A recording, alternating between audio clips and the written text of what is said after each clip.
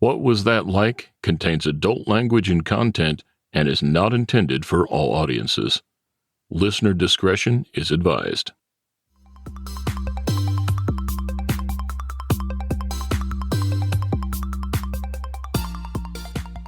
Welcome to What Was That Like? I'm your host, Scott Johnson. This is the show where we talk to regular people just like you or just like me, who have found themselves in an extremely unusual situation. We'll hear their stories and get inside their head because we all want to know, what was that like? More information about each episode at whatwasthatlike.com. Here we go. Have you ever had one of those moments where your life just changed dramatically? Like your life was suddenly divided into two chapters, before that moment and after that moment. Well, that's the kind of moment Justin had recently. Justin was adopted the day after he was born, so he never knew his birth mother. He was adopted immediately into a loving family who gave him a wonderful childhood and a great start in life. And now he's 26 years old and making a life of his own. But he always wondered about his birth mother, and he searched and searched for her. And at the same time, she was wondering about him and hoping they would eventually connect again. Then, just a couple of months ago, they finally found each other. This is the story of how that happened. I'm not really going to tell you a lot here ahead of time because Justin tells the story himself so wonderfully, but I do want to let you know a couple of things. Just to keep the names straight, Justin's birth mother is Heather. His adoptive mother's name is Sandy. So birth mother Heather, adoptive mother Sandy. And the other thing is this. Partway through the interview, I kind of surprised Justin with something. Before he and I talked, I got in touch with Heather, his birth mom, and she recorded an audio message to him for me to play during our conversation. Justin wasn't aware of that until I told him while we were talking. You're going to love it. A big part of the reason Justin wanted to come on the podcast is to encourage other people who've been adopted to try to find their birth parents or other biological family members. It's true, it might be a little scary because you really don't know what's going to happen, but Justin says you should still take that step and make the effort to do it. If you want to get in touch with Justin, I'll have his email in the show notes for today's episode, which is at whatwasthatlike.com/04. And now, my conversation with Justin. Justin, thanks for coming on the show. Yeah, absolutely. I want to jump right in here and ask you a question right off the bat. Okay. Right now, you're 26 years old, and you just met for the first time the woman who gave you birth. How does that feel? I mean, there's honestly really no one way to describe how it feels. When I say that it's an emotion that I've never experienced, I'm not just saying that. It's truly something that you have to be in that situation to understand what that's like. And one of the things that makes it so interesting to me is that, most people who were raised by their their biological parents, they don't even think twice about it. They just look at their mom, they're like, that's my mom. Yeah, whatever. I see her every day. But it's something that's so sacred to people who are adopted because they never knew that. And it's so crazy because it's so special to me, but it's so commonplace to most people because most people were raised by their biological parents. And so when I met her, it was like I was seeing everything that I wanted to see my whole life. And when I looked at her face, I saw bits and pieces of my face. And when I looked at my sister's face and other members of my family, it was like, it was unreal because, I mean, it was like I said, most people, they just look at their parents like, yeah, I look like my mom or whatever. But when I did, I mean, it moved me to tears because it's like, this is my bloodline. This is where I come from. And that's so incredible to me to bear witness to that and to see where I actually come from. That's just unbelievable. Yeah. And you're right. We take it for granted, or most people take it for granted. Yeah. And it's always been. Yeah. It's just something like you don't think about, it's because, I mean, especially if you're raised by them, it's just like, yeah, it's my mom. I love them, but it's nothing new, but to me, it's like something that's so common. It's like, it's just a whole world opening up to me that I've never seen before. Right. Right. That's awesome. All right. Let's just go back a little bit and kind of get the backstory on what led up to this. At what age you were adopted as a baby? Is that right? Yeah, I was adopted when I was about 1 day old, actually. Yeah. Wow. Okay. 1 day old. Yeah. And do you know why? What were the circumstances that she decided to give you up for adoption? Well, that's interesting because I mean, I knew, growing up, one thing is I've always known that that I've been adopted. That's never been a secret. And one of the things that my adoptive mom always made sure that I knew was that she never wanted me to think that Heather didn't want me. And I grew up knowing that. And when I finally met her, she explained to me, she's like, giving you up was the most painful thing that I've ever done in my life. And it was so difficult. She told me it was the longest drive home ever after she had to give me up. And she said the only reason she couldn't is because at the time in her life, she wasn't able to provide everything that she wanted to for me. So as hard as it was, she said she would rather let another family raise me just so that I could have those opportunities, because she wasn't able to provide those for me at the time, and she wanted what was best for me, and she had to sacrifice raising me just to give me that, which I think is beyond heroic. It's what courage to make a decision like that. That's so difficult. Yeah, but knowing that it's the right decision. Yeah, that's the thing, and it's a mountainous decision. I mean, I can't even imagine. I mean, just passing on raising me just so that I can have what she wanted me to have. That's mind blowing to me. And it sounds like Sandy, your adoptive mom, yeah, was very much aware of that and wanted you to understand. Yes, absolutely. What was behind that decision. Yeah, she never wanted me to think that, oh, she didn't want me, I was an accident. That was never on the table. It was always like, the only reason that she didn't keep me was because she wanted to make sure I had the best life that I could have. Do you remember how old you were when she first told you? Honestly, I really can't. I think if I had to ballpark it, I'd guess I was probably around maybe 5 or so. I know it was kind of around the age where I could, a child can kind of start to understand that concept. So, but I know she told me as early as possible. She didn't want me growing up and it being a surprise. And I honestly think that's where the bad stigma of adoption comes from. And the funny thing is, growing up, when I would tell people that I'm adopted, they would be like, "Oh my God, I'm so sorry." But it's like, I don't really understand where that stigma comes from, because I'm like, no, it's fine. I was like, I like that. I embrace that about myself. But it was always an out in the open thing that I've always known. And I think that's how it should be for any adopted child. I don't think it should ever be a secret and then suddenly revealed at a later age. Right. Yeah. As soon as you're old enough to understand. Yeah.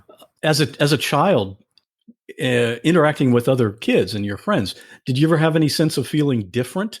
Actually, no. I mean, for the most part, I mean, the fact that I was adopted never really kind of stepped into my everyday life, especially with kids and stuff. I did have a really good childhood friend. His name was Luke. We were best friends when we were really young, and he was also adopted. And I think that was one of the things that brought us closer together as friends. I bet. Yeah. Yeah. And it was really cool because, we talked about it a lot, and it was just really neat. And he was the only friend that I had that shared that in me. But I think that's what brought us close. But no, I mean, for the most part, it was just kind of something that I told people as I first met him. And then that just kind of became a special fact that they knew about me. So did you, in the adoptive family growing up, did you have any siblings in that family? Yes, I did. I had a sister. Her name was Brooke. And when they adopted me, she was 12 years old. And so now I believe she's 36 or 37 now. And she's but I've only had one sister, and that's all I've had. And she's always been much older. So I've never had, a sibling close to my age that I could kind of I mean, I've been friends with my sister, but it's different when they're, 12 years older than you, because, there's an age gap and you don't get along as well as somebody closer to your age. Right. They're hanging out with other friends. Exactly. And that kind of thing. Yeah. All right. Well, let's talk about your search. Oh, how yes. did you, well, first of all, when you decided, how old were you when you decided you wanted to find Heather, your biological mom? Honestly, it started out as kind of something where I would say Yeah, I might want to find them one day because I know some people do, and I know there's like TV shows about that kind of stuff. I'm like, that seems like it'd be pretty cool. But when I was younger, I wasn't really adamant about it, but I was definitely open to the idea.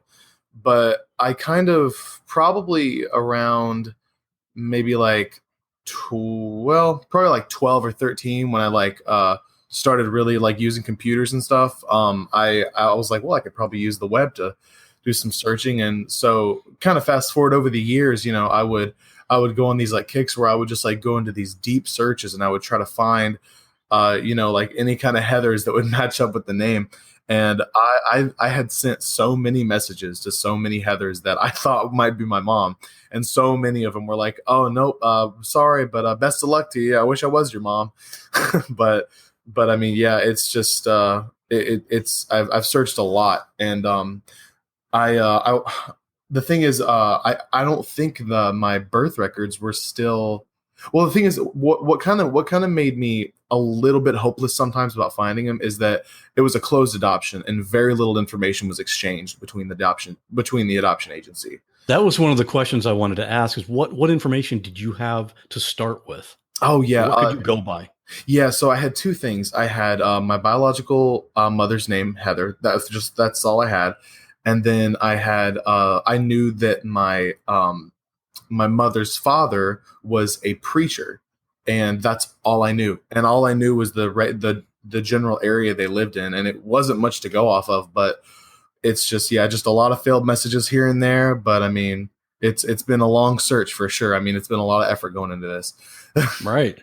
Okay. So going on just based on that information, how did you end up actually coming across the details that you needed to and putting it all together? So basically, what happened was my Sandy sent me this link when I was I don't remember where I was when she sent it to me, but it was an article, and it was an article about a preacher, and she texted the link to me for the article. She said, "I think this might be your grandfather. You might want to look into it." And I was like, "Oh, okay, well that's cool." And it was an article from 2014, and it was like some sort of event they were having, and it was like a promotional article, if I remember correctly. And this event was here in Florida, is that right? Yes, yeah, it was here in Florida, yeah. And so I was like, oh, okay. I was like, so I Googled the name, and I came across an obituary, and I was like, huh. And so I clicked the link, and I found it was my grandpa, and he had passed away. And the crazy thing is, he had passed away about 2 weeks before I had found all this. So I was so close to meeting him, and I was thinking like, I was like, this really happens. Like, did he really die? I was like, what kind of timing is this? I'm like, but I was mind blown. But so I read the obituary, and I looked at his wife, and I looked at the survived by section, and then I found it said he is survived by this, that, and his daughter Heather, and I was like, no way. I was like, this has to be it. I was like, this has to be the first solid lead I've ever had. And so too much coincidence there. Yeah, that's the thing. I was like, there's no way that this is a coincidence. I was like, this has to be her. So I tried to search her up on Facebook and Google, and I still kind of came up empty-handed with that. But then I searched his name, or no, then I searched his wife's name, and then I found her on Facebook. And then after I found her on Facebook, I was like, oh, I compared her to the picture on the obituary because it was him and his wife in the obituary. And so I was like, oh yeah, that's his wife. So I sent a Facebook message to her, which is my grandma, and I said, hey, I was like, my name's Justin Walker. I was like, do you have a daughter named Heather? And I never got a response from her, but I looked at her friends list, and then I was able to find Heather on her friends list, and then I looked through, and then I just started crying. I was like, this is her. I was like, this is my mother. Because I started seeing my own features in her face and just seeing her doing stuff. And I was like, it's truly bizarre to witness that for the first time ever when you've never had before.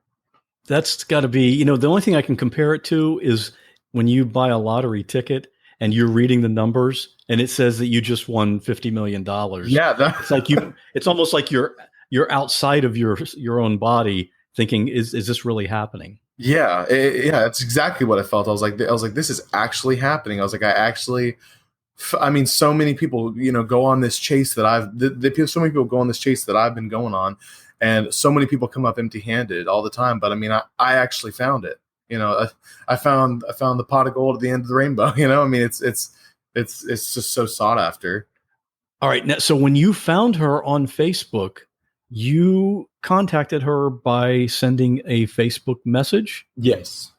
And she replied to that message. Can you just read that back and forth message exchange between you and your biological mom, Heather? Yeah, sure. Hold on. Let me get it up here. Here it is. Okay. Let me just go to the top of our messages here.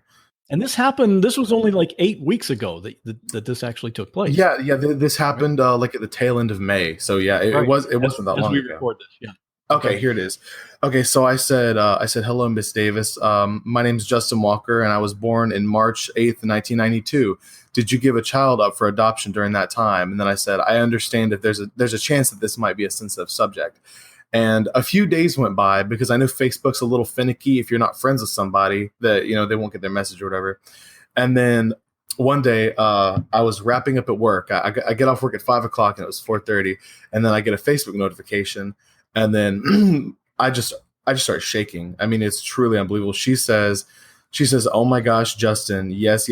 Are you my son?" And that was just, I mean, that hit me like a brick wall when she said that. She said, "I have prayed that this day would come. When I saw your birth date on the message, I cannot even put into words the joy that came over me. Are you in Florida?" And I mean, talk about feeling like you won the lottery. It was like that tenfold right there. It was. That's amazing. And then so how did you respond to that? And so I said, I absolutely don't even have words right now. Yes, I'm definitely your son. I said, I am in Florida. I said, I'm currently staying in Lakeland for the summer because I have an internship here. And I said, I've wondered about you my whole life, and it's just indescribable to put a face with a name that's always meant so much to me. And then to that, she replied, she said, our whole family is beyond thrilled that you have found us. You have no idea. Justin, we live in her hometown, Florida, about 30 minutes away from where you are. I knew that your adoptive parents lived in Florida at the time of your birth, but I didn't know where. I'm so happy you are close. God is good. Do your parents know that you have reached out to me? We looked at your photo on Facebook, and there's no doubt that you are my biological son. So much resemblance. You are such a handsome young man. I'm sure you have a lot of questions to which I am happy to answer, and we want to hear all about your life. If you are okay with it, we would love to see you. We're going on a trip Friday, but we'll be back. And then she started asking me like what I majored in college, and then it just kind of like goes into stuff from there. But so what's going through your head as you're reading this? Well, so she sent me the message, and then I was like, I don't know if I should respond right away. I started calling my mom, started calling my girlfriend, I started like calling everyone, and I was like, this is really happening. And so I was sitting in my car when I said the reply, and I mean, my heart was just about to jump out of my chest. I still couldn't believe this. I mean, it was just it didn't feel real is the thing. It honestly didn't feel, it felt like I was in a dream or something. And I get the shakes just talking about it, but I mean, it was just unbelievable how that I was actually talking to her. Like the person who gave birth to me 26 years ago. Now I'm talking to them on Facebook Messenger. Like if you told me I was going to do that, if you told me I was going to be doing that like a week ago, I would have told you lost your mind. Right. So, because you've been searching so long and hitting so many dead ends. Yeah, absolutely. And now all of a sudden here it is. Yeah. All right. So you guys decided to meet. And where did you actually meet each other? So we at first we were talking about like maybe meeting in a park or maybe like at a restaurant or something, but we ultimately came to the conclusion that a restaurant might be a little too loud, and also I don't want to cry in a restaurant like with a bunch of people, and it was really, really hot, so we're like a park might not be the best idea. So she was like she's like you're more than welcome to come to our house, and I was like okay, sure. I was like we might as well. And so we scheduled for that following Friday. And then me and my girlfriend traveled up to meet Sandy in the town that they were in. And we stayed in a hotel that night. And then we got up in the morning and we went straight to the house. And I remember, so I got out of the car and I told them that I wanted that first moment to be with only me and her, just because that's what this is all about. Not out of selfishness, but it's I felt like I had a right to that. You know what I mean? I think everyone understands that. Sure. Yeah. So I did that, and I walked up, and they were recording me, and they had I was walking up to the door, and I was about to knock on the door, and I remember my hand just started shaking. I felt like I was just starting to lose control of everything. And I told myself, once this door opens, my life changes forever. And that is just lots of pressure. And I feel like anybody in my position, another thing that I was so nervous leading up to this, because I knew I wasn't going to disappoint, but I feel like anybody in this situation has some sort of pressure to, be what they wanted you to be. You know what I mean? Even though it's dumb, because I know they would love me regardless of how I turned out. But so anyway, so I knocked on the door, and they opened up the door, and then because my mother opened up the door, and then it was her, my dad, my two sisters, and my grandma were all there, and they were all in tears. And it was like I was looking into another dimension through that threshold. So, and I just remember I just lunged into my mom and just hugged her as tight as I could. And obviously we both just broke down and started sobbing. And I'm sure everyone there was. Oh yeah, everybody. It was just we were just swimming in tears. Everybody was crying. It's overwhelming enough just to meet your mom, your actual birth mom, for the first time, but then to have you just got a whole new family. Yeah, that's the thing. And like my family has expanded largely now, and that was one of the most interesting things. And another cool thing that I thought was just amazing was the fact that my birth parents are still together. And the interesting thing is statistically, because they were young when they had me, and statistically, couples that go through that usually don't stay together. It's the vast minority of them who do. And when she told me, later on in our Facebook conversation, she told me that she said, she said, I'm still with your father. I'm married to him.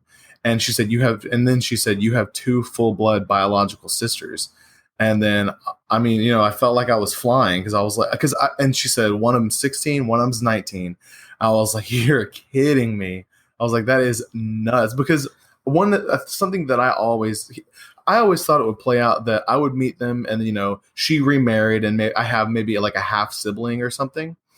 But it's like everything's just untouched. Everything's exactly how it was, which is, it's a trip. If you could have scripted this, it couldn't have turned out any better than what you would have wanted. Yeah, no, truly. And we talked about that when we first met. After we stopped crying and calmed down and sat down, we talked about how this literally could not have gone any better. And I'm so grateful for how it is, because I've heard lots of horror stories where people go after their biological parents, and then it turns out to be disastrous, and it ends up just scarring them. And maybe they're like, I don't want to have anything to do with you, or I feel like everyone kind of like worries just a little bit about that in the back of their head when during this search, because it's a very real possibility and you have to prepare for that.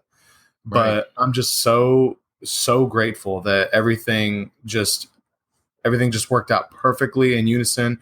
And another thing that I thought was really neat was that my sisters grew up knowing about me, which I thought was so cool. I wasn't a surprise to them. As soon as they could understand things, she told them that they had a brother that was out there somewhere, but they knew about me my whole life. And so it was equally special to them to meet me as it was for me to meet them. Wow. Yeah. And it was powerful. Now, once you've met them, were you surprised by anything unexpected? I don't think so. It all kind of felt natural, to be honest. It all just kind of felt natural, because I went in there, and immediately we just started like having conversation, and the conversation flowed really easily. There was no awkward points. I just felt like I got along with them. And another thing is I noticed like their mannerisms are similar to mine, which I thought was really cool, because they are me. And I think that had a lot to do with the fact that there were no awkward points. It was a very smooth transition, and it couldn't have gone any better. But there were no surprises for the most part. What were some of the stories you wanted to share with each other? Oh gosh, that was one of the things that we talked about. Like what's been going on in your life, and I don't think we shared a lot of stories at first, but I do know that Sandy brought my baby book, and it had like all these pictures of me doing things throughout my childhood and growing up. So that we kind of like looked at pictures and told stories of what's going on in those pictures. But I don't think there's any like really big hitting stories. I just told him that how I went to high school, and then I'm currently in college. I'm majoring in graphic design. But I think that's really the only thing story wise we touched on. But mostly I just talked about the photos, like here's me doing this and blah blah, and then I would elaborate on that.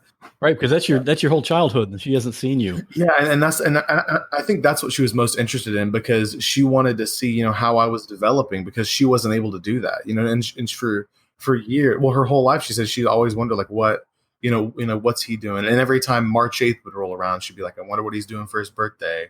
And it was even a thing for their family. I remember before my grandpa passed away, he would say that he would send a text to Heather and would say, it's March 8th, I wonder what he's doing. I wonder what he's up to nowadays. And it was always something. I was always present in their minds, which is something that I really hold dear. Is there any particular stories that she wanted you to know?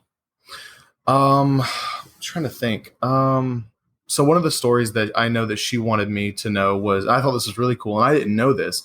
My grandfather actually baptized me when I was a day old, before I had to be separated with Heather, and I thought that was really cool. And that's another thing that I hold super close, because I never knew that, and I know that Heather wanted me to be raised in a Christian home, and I was, and I'm still Christian to this day, and I just thought that was beautiful that they did that. And it just amplifies just how much they cared about me, and how much they didn't want to let me go. And that just means the world to me. I can imagine. Yeah. Well, Justin, since we're talking about some things that your birth mother wanted to tell you after all these years, I've got something here for you to listen to. Okay. It's a recorded message from someone, and even though you met this person only recently, you might recognize her voice. Okay. Dear Justin, at the time of your birth, I so wanted to be able to take you home and raise you, as I had fallen in love with you during the 9 months you were in my belly. All your kicks and movements were so exciting to me, and I loved to talk to you and had such a wonder of what you would look like. You were such a blessing to me through those 9 months. Although there was never a doubt that by placing you up for adoption was the right choice for you, I did grieve the loss of coming home without you from the hospital. Our whole family did. However, I had such a peace that God has had his hand in this since the beginning and always felt like you were okay. Every birthday that passed, I wondered, what does he look like? What is his name? What is he doing on this special day? I always hoped and prayed that someday we would find each other, but also had started to lose hope after so many years had passed and we had not connected. You were always in my heart, as well as your father's and your grandparents, who were there at your birth as well.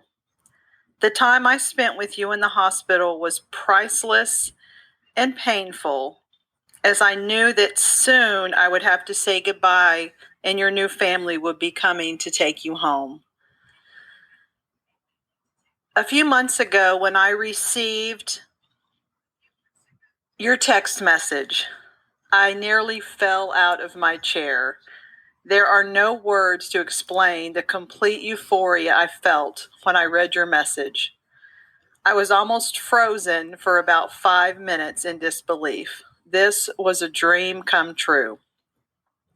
The first time we met was so surreal. I could not wrap my mind around the fact that this precious baby that I had given birth to and held and said goodbye to 26 years ago was standing face to face with me finally.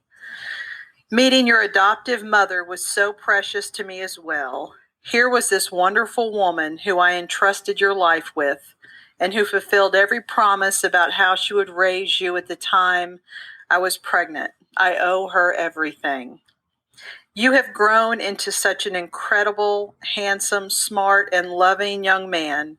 I could never be more proud and thankful that I was the one blessed to give you life. You are and always will be precious to us, and we have always loved you more than you can ever conceive. Love, Mom.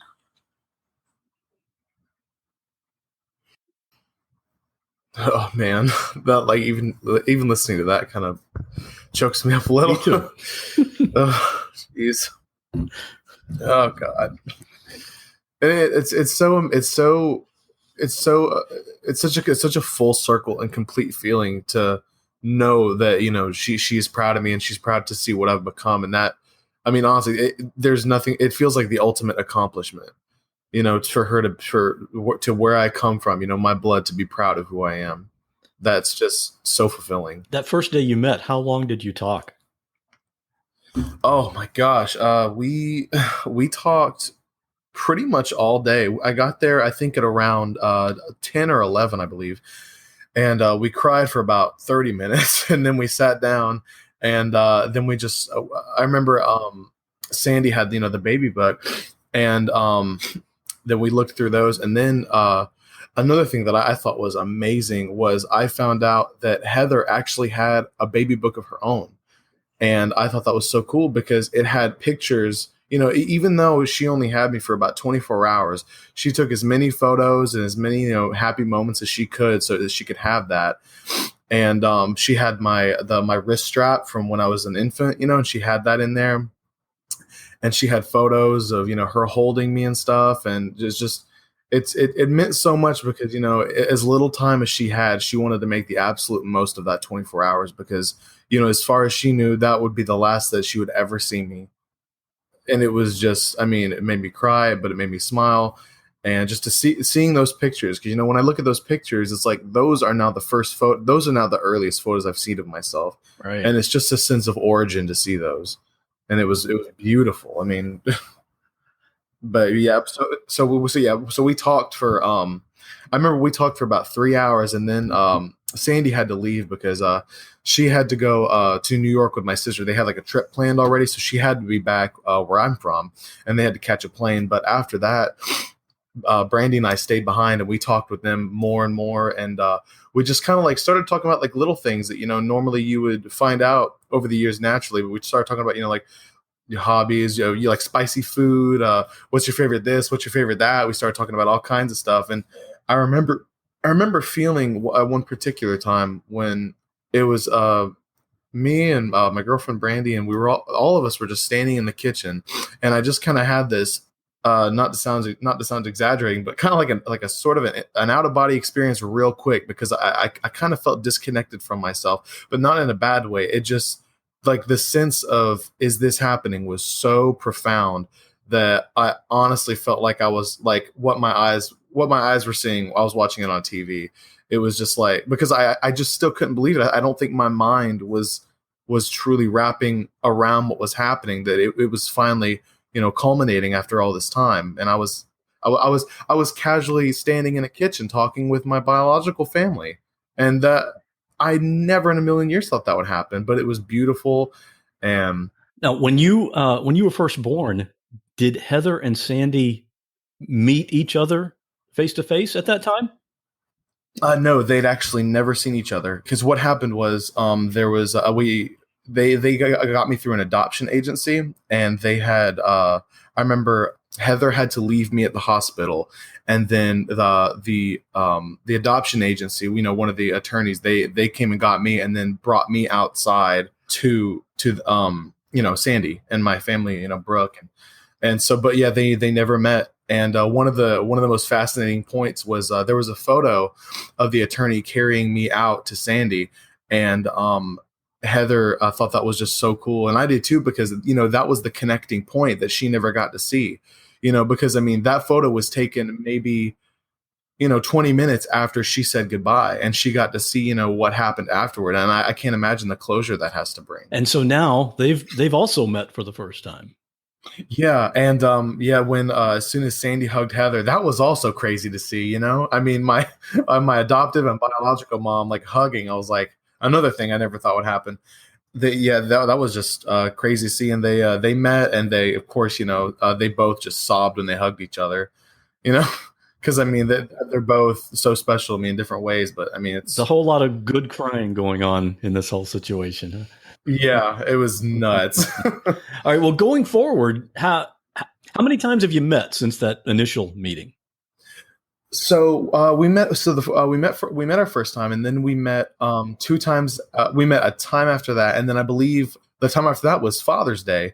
And I was like, this is a perfect opportunity because I'm going to get to spend my first Father's Day, with my biological dad. And kind of like elaborating on my dad a little bit, one of the cool things about that was my adoptive parents have been divorced since I was about around 10 years old or so. So it's been a very, very long time since I said the word dad, called someone dad. And I kind of like, growing up like in teenhood, like I taught myself, like how to shave, how to talk to girls, this and that and stuff. So it was, I kind of forgot what it was like to have that father figure. So when I found, when I met him, we immediately hit it off. And he's one of the things that I love so much is that he's real jokey. There's a lot of reciprocity between us, and we're real just like, back and forth and joke around. And he's just real easygoing. And I mean, honestly, I just see myself when I look at him, and that's what makes me so happy. I mean, immediately there's a connection. I have a lot in common with this guy. And I know we're going to get along, and I mean, I can't wait for the memories to follow. Yeah, he's got 26 years of corny dad jokes to catch up on. Exactly. Yeah, exactly. That's for sure.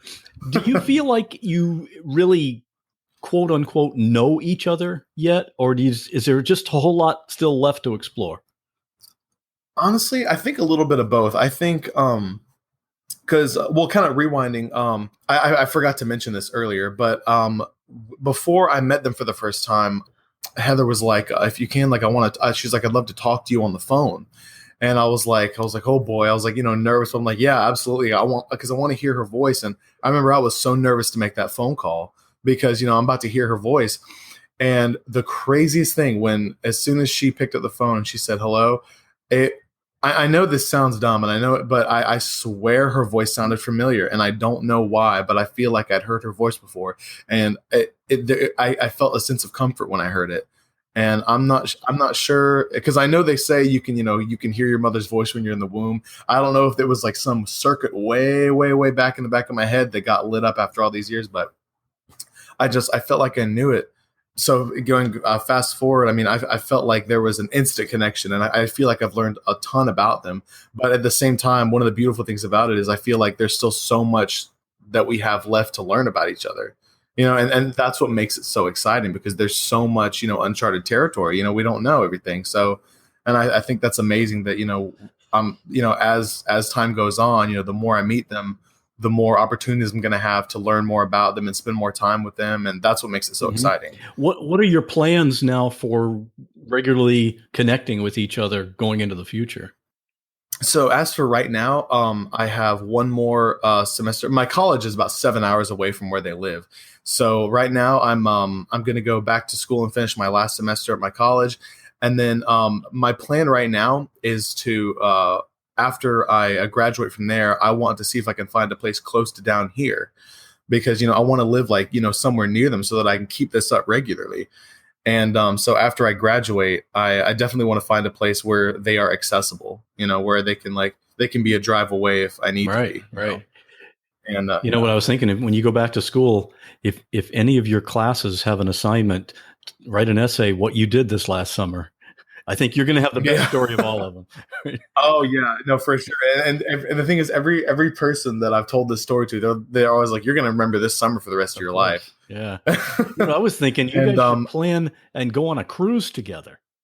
Yeah, that would be pretty cool. Yeah, I think we actually talked about maybe like going on a vacation sometime. I think that'd be really cool. Just kind of like a family vacation. I think that'd be pretty cool. Another thing that was I thought was so cool.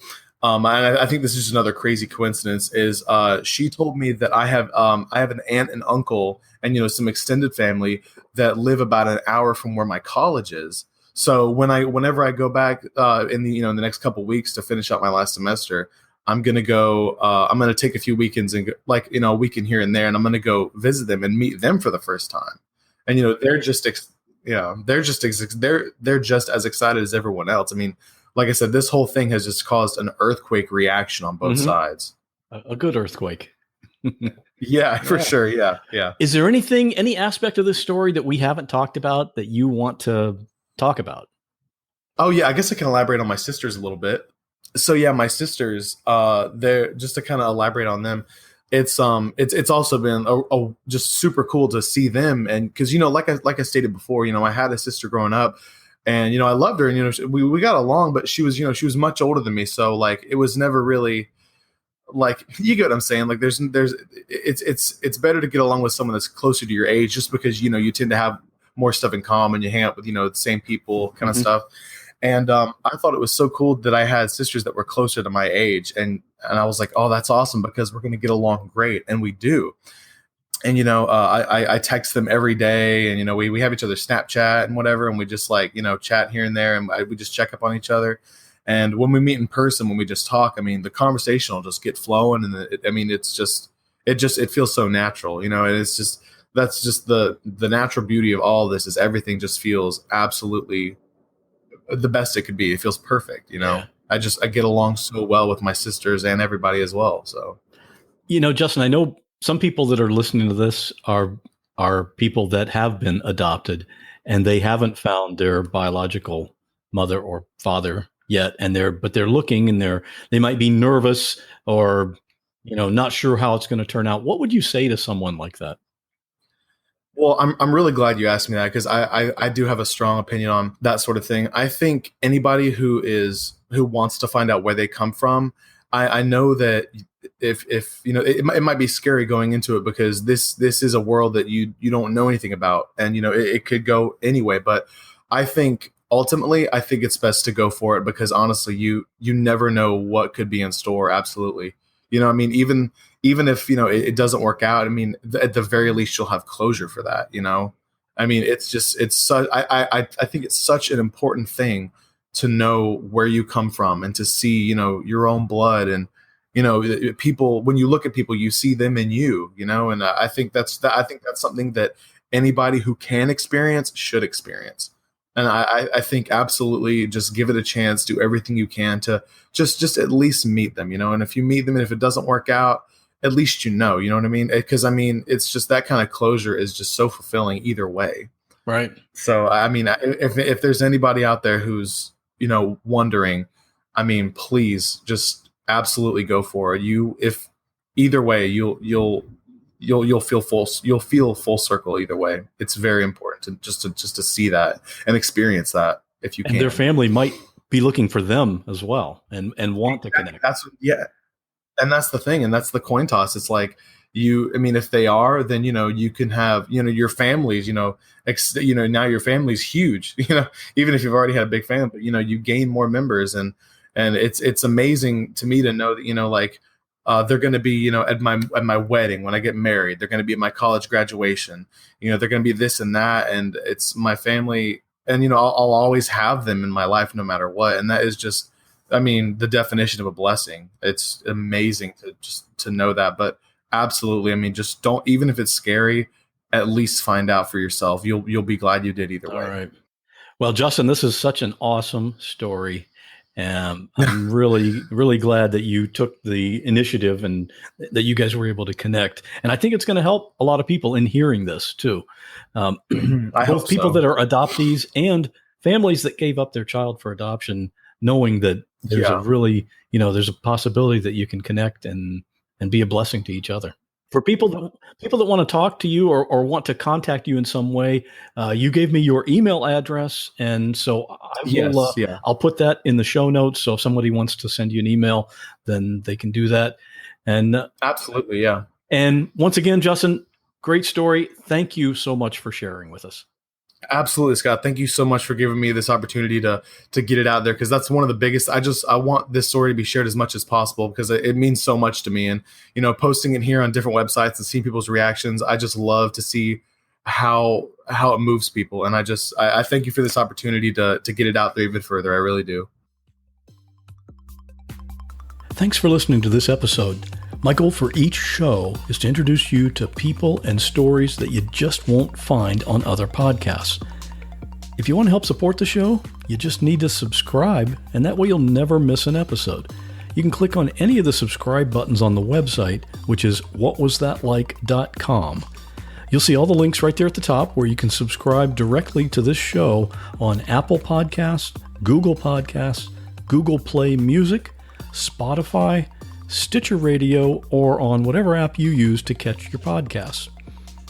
And you'll see there are also links to Twitter and Instagram, so you can follow us there, and I hope you do. And if you really want to connect with me and get in on the discussion with other listeners to this show, you can join our private Facebook group. You can find that at whatwasthatlike.com/Facebook. And of course, you can always email me directly at scott@whatwasthatlike.com, or just go to the website and click on Contact. I'd love to hear what you think of this episode or a previous episode. Thanks again for listening, and I'll see you on the next show where we'll once again ask the question, what was that like?